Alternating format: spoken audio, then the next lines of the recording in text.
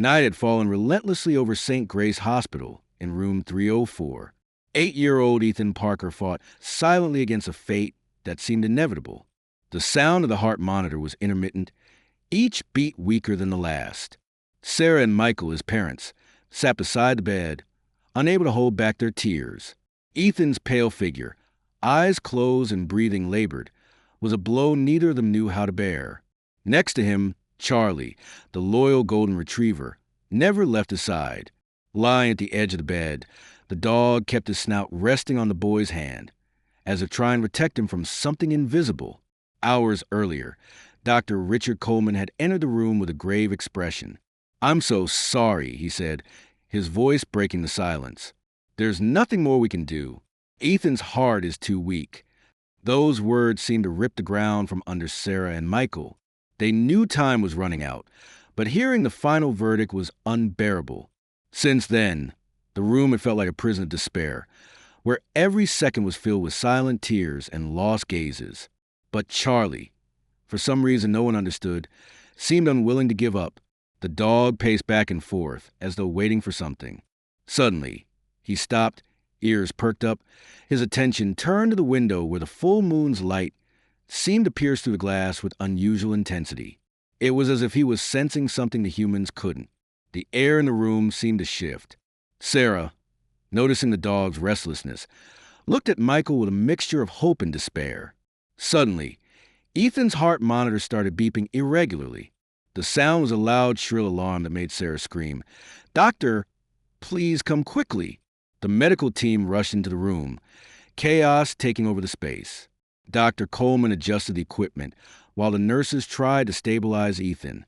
Amid the confusion, Charlie leaped onto the bed, pressing his body against the boys. "Get that dog out of here," Dr. Coleman ordered, visibly annoyed. "No," Sarah begged, her hands trembling. "Please let him stay." "We've tried everything," she said. The doctor hesitated but allowed it. Charlie lay next to Ethan, his deep breaths seeming to sync with the boys. What happened next left everyone in the room frozen. The heart monitor began to stabilize slowly. Ethan's body moved. He opened his eyes for the first time in days, and with a voice weaker than a whisper, murmured, "Charlie, you didn't leave me." The silence in the room was deafening. Sarah's tears turned into sobs as Michael tightly held his son's hand. Dr. Coleman watched in disbelief, unable to explain what he had just witnessed. But there was something in Charlie's gaze that seemed to say he knew. Somehow, something more powerful was at play. In that moment, one question hung in the air. How far can dogs' love go to save the one they love most? The relief in the room was instant, but no one could understand what had just happened. The doctor stared at the monitors as if they were witnessing something impossible. Ethan's eyes remained open, his breathing weak but steady, while Charlie lay next to him, as if his simple presence was a reason for miraculous change. Sarah held her son's face in both hands, tears flowing endlessly. "You're here, Ethan. You came back to us," she whispered, her voice choked with emotion. Dr. Coleman, still with an expression of disbelief, stepped forward. He looked at Sarah and Michael cautiously, trying not to give them false hope. "I don't know what happened, but Ethan is responding. We'll keep a close eye on him. This kind of recovery is unusual," he said carefully, choosing his words as if he couldn't believe what he was saying. While Ethan's parents focused on him, something peculiar was happening to Charlie. The dog, normally energetic and full of life, seemed exhausted, as if he had carried an immense weight. He climbed down from Ethan's bed and lay on the floor, but his eyes never left the boy for a moment. Sarah noticed a change and stroked Charlie's head. "You saved Ethan, Charlie. You're our angel," she said, her voice full of gratitude. Despite Ethan's sudden improvement, tension still hung in the air. The doctor ordered a series of immediate tests to understand what was happening. The nurses began moving the equipment around the boy while he lay still, quiet but conscious. Sarah and Michael were instructed to wait outside, but neither of them wanted to leave the room.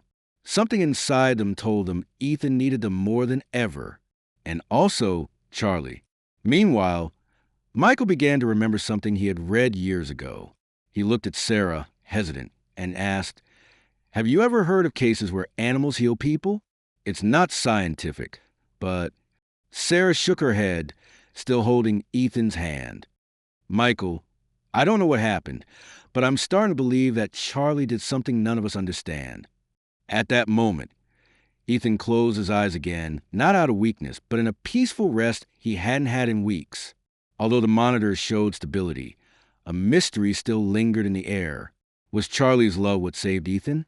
Or was there something deeper and inexplicable happening between them? The hours following Ethan's recovery were marked by a tense silence and lingering questions. He was alive, his condition stable, but the medical team couldn't explain what had happened. Dr. Coleman, known for his skeptical nature and confidence in science, spent hours reviewing the initial test results. Nothing seemed to justify Ethan's sudden improvement. Meanwhile, in the room, Charlie remained watchful, though his energy was visibly fading. Something about the dog's behavior was intriguing, as if he had sacrificed part of himself to save the boy. Michael couldn't take his eyes off Charlie. He remembered a story his grandfather had told him when he was little about dogs who, in times of extreme need, could share their life force with the humans they loved. It was an ancient belief without scientific basis, but the image of Charlie beside Ethan brought the memory rushing back. He hesitated before sharing it with Sarah, but seeing the distant look in his wife's eyes, he decided to take the risk. Sarah, Charlie, doesn't he seem strange to you? He looks tired, not like a dog who's been running all day, but something deeper. Sarah, still holding Ethan's hand, looked at her husband. He is different, yes, but I can't help thinking he feels what Ethan feels, like they're connected in some way. As they whispered to each other, Ethan opened his eyes again. This time, he was more alert, and his lips formed a faint smile as he looked at Charlie. He was with me the whole time, Mom, Ethan murmured. His voice was almost a whisper, but it carried a strength that made Sarah and Michael exchange surprised glances. What do you mean, honey? Sarah asked, leaning in closer to her son. When it was dark, when I felt like I was alone, he was there. I could hear Charlie. He didn't let me go. Ethan's words filled the room with a heavy yet emotional atmosphere. Michael swallowed hard, trying to process what his son was saying. How could a dog be there wherever Ethan was? He looked at Charlie again, who now seemed to be sleeping deeply on the floor next to the bed, but with his ears slightly raised, as if still alert. Later that night, when the hospital finally became quiet and the nurse's frantic pace slowed, Sarah sat next to Ethan while Michael stepped out to get some coffee. It was then that Ethan said something that made her heart stop for a moment. Mom, when I was in that dark place, I heard a voice. It was like Charlie was calling me. But not just him. I felt like someone wanted me to stay, like it was important that I didn't leave. Sarah felt a chill run down her body. She couldn't respond right away. She could only think about the frightening yet comforting idea that there was something beyond what the eyes could see. Something or someone had worked through Charlie to bring Ethan back. As she held her son's hand, watching him sleep again, one question echoed in her mind. What else did Charlie know that they didn't? The following morning, the hospital room was enveloped in an eerie calm. Ethan was still fast asleep, but his breathing was peaceful, something Sarah hadn't seen in weeks. Michael sat in the chair beside him, his gaze fixed on Charlie. The dog remained lying in the same spot, his head heavy on the floor. It was as if all the energy he had was focused solely on being there. Sarah noticed this as well and whispered, Michael, have you noticed how he hasn't left Ethan's side for even a second? He hasn't eaten anything since yesterday. Michael nodded, but there was something else that troubled him. When he finally gathered the courage, he moved closer to Charlie and gently ran his hand through the dog's golden fur. The dog didn't react immediately. He just lifted his tired eyes and let out a deep sigh. There was a sadness in them, mixed with something Michael couldn't quite describe. It was almost as if Charlie understood something that humans couldn't comprehend. Maybe he knows more than we realize, Michael murmured, almost to himself. Meanwhile, Ethan began to stir in bed. His eyes opened slowly, and when he saw Charlie on the floor, he reached out to touch him. Sarah immediately helped him sit up, concerned, but Ethan seemed determined. I need him, Mom. He's the reason I'm here, the boy said, his voice still weak, but firm enough to leave Sarah speechless. The moment was interrupted when Dr. Coleman entered the room, holding a clipboard with an expression. that mixed relief and confusion. Ethan's tests are normal, but this doesn't make sense. There was no indication he could recover this quickly. I don't know how to explain it, he said, looking at Michael and Sarah, hesitating before continuing. Did you notice anything unusual? Any changes that could have caused this? Michael and Sarah exchanged looks. They didn't know how to explain what was happening without sounding insane. After all, who would believe that the bond between a boy and his dog could be the key to something so miraculous? All we know is that Charlie hasn't left his side, Sarah answered, trying to keep her voice calm. Maybe that helped. Dr. Coleman looked at Charlie as if considering the unlikely possibility.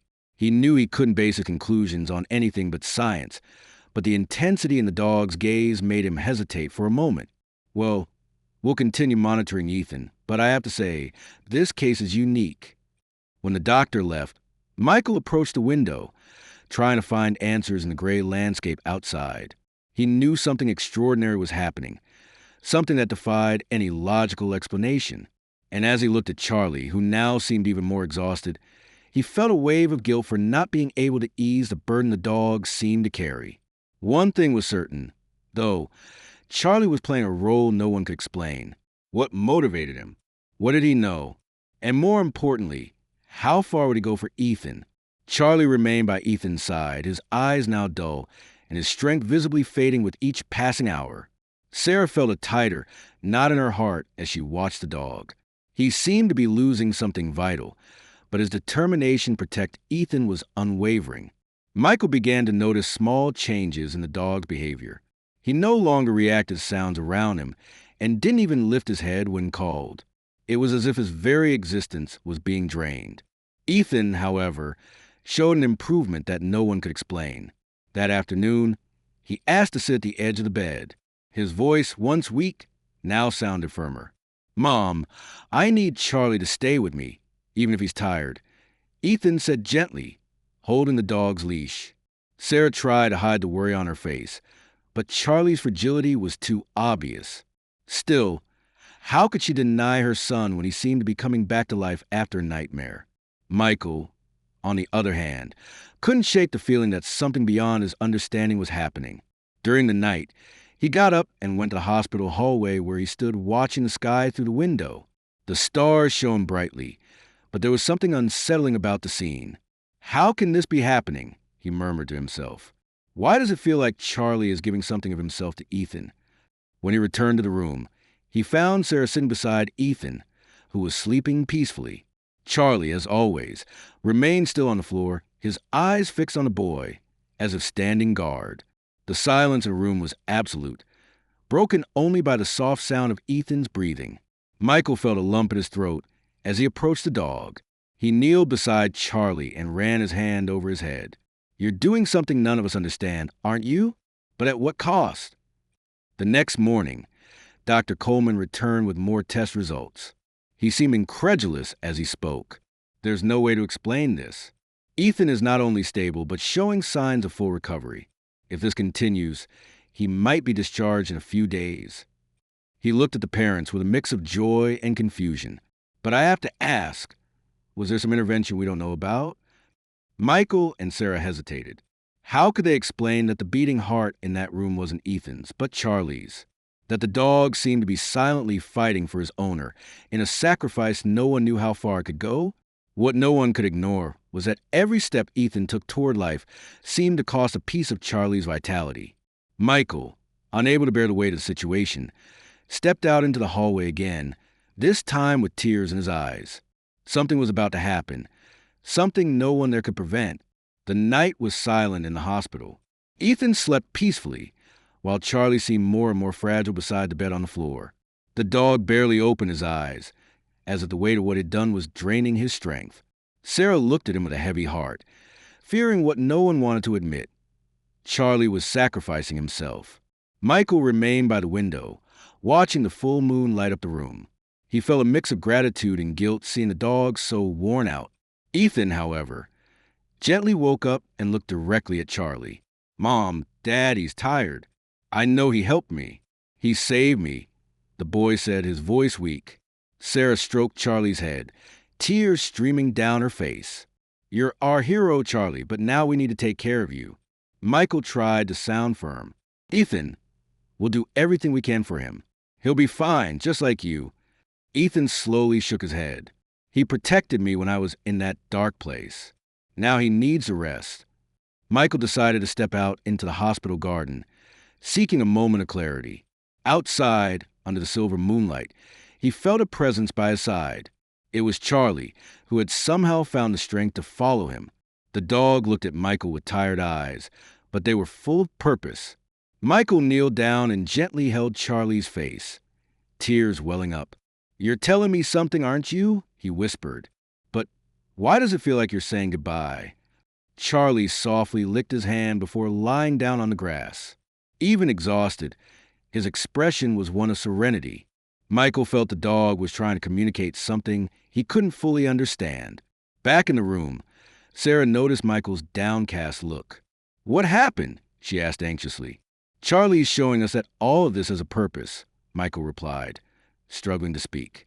"But I think we need to prepare for what's coming next." Once again, Charlie's presence brought questions without answers. How far to go for Ethan?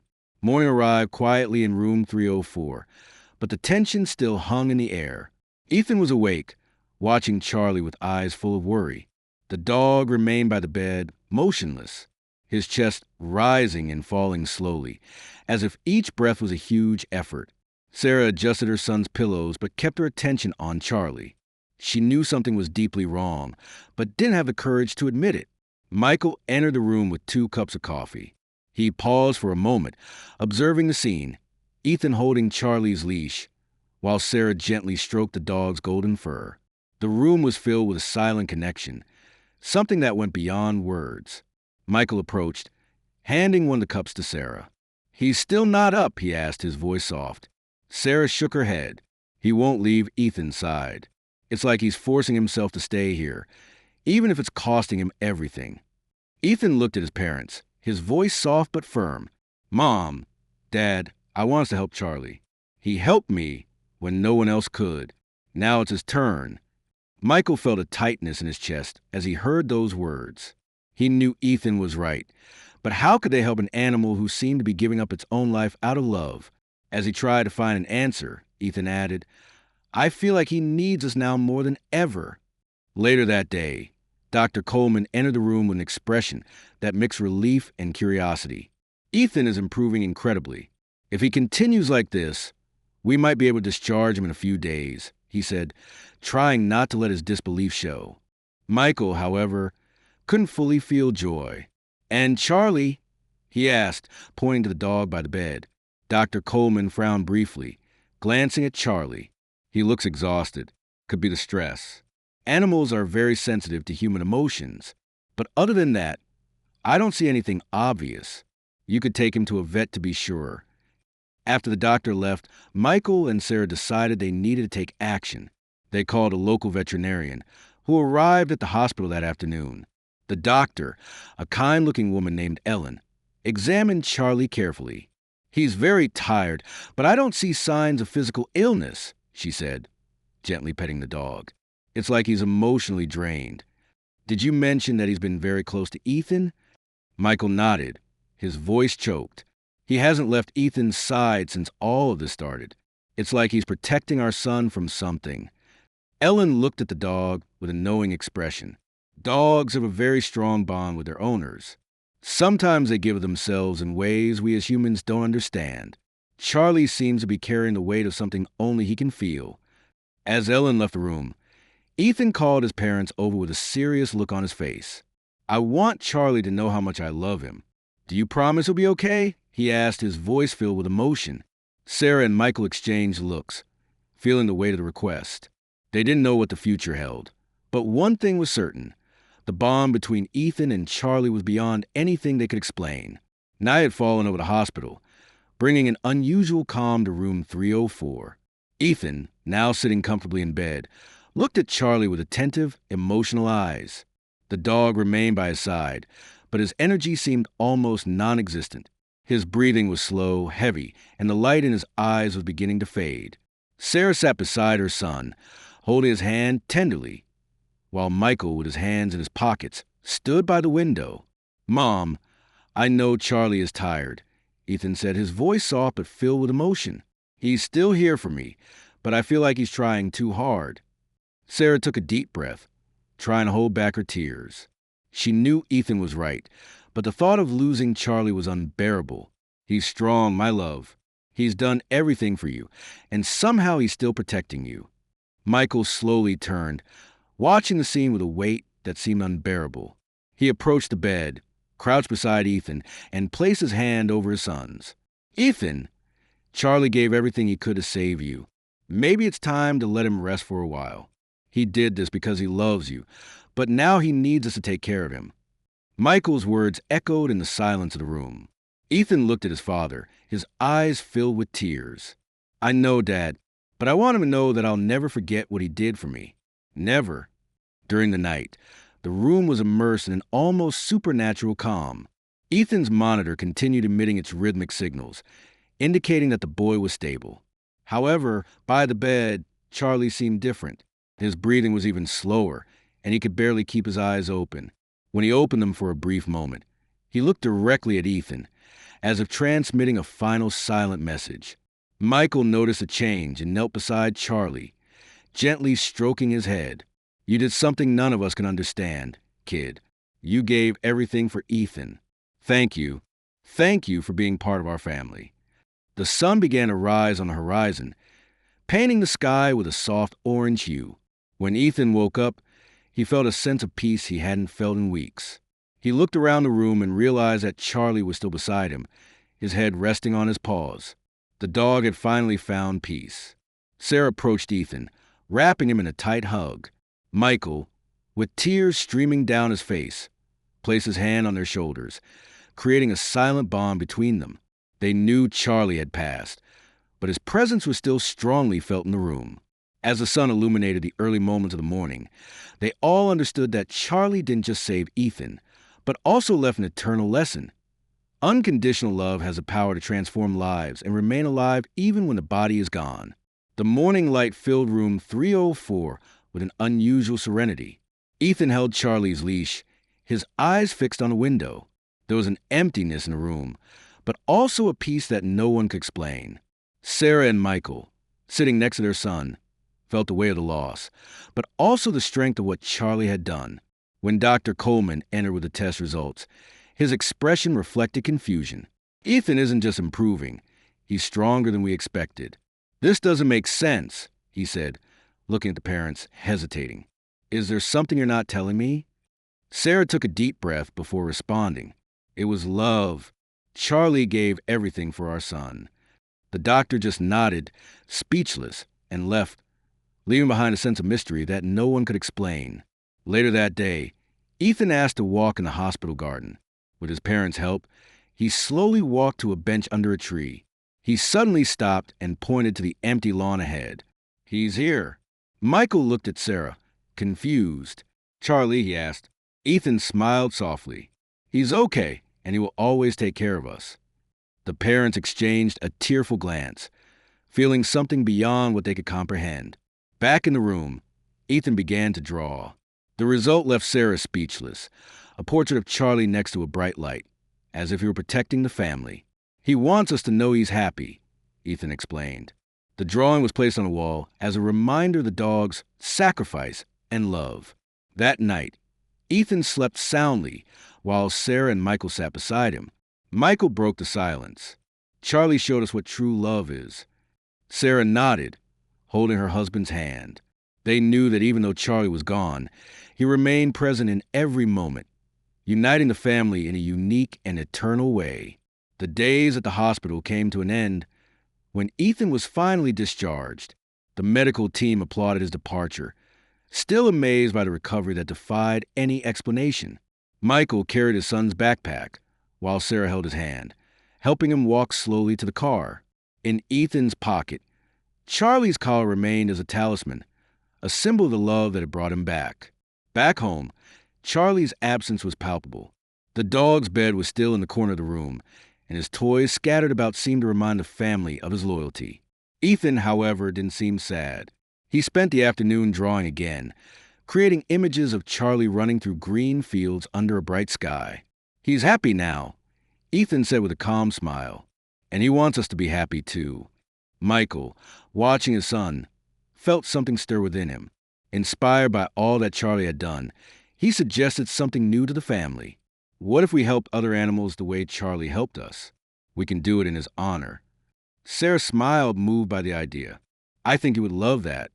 From that day on, the family began visiting animal shelters, helping care for abandoned dogs and finding homes for them. Ethan, still in recovery, became enthusiastically involved, always sharing Charlie's story with anyone who would listen. Every act of kindness seemed to strengthen the invisible bond they still felt with the dog. Time passed, but Charlie's memory remained alive, not only in the hearts of Ethan, Sarah, and Michael, but also in the lives of countless animals who were touched by his legacy. They understood that the love they had received never disappeared. It had simply transformed into something even greater. And so, Charlie's journey continued, not just as a memory, but as a force that inspired the family and everyone around him to spread the unconditional love he had shown.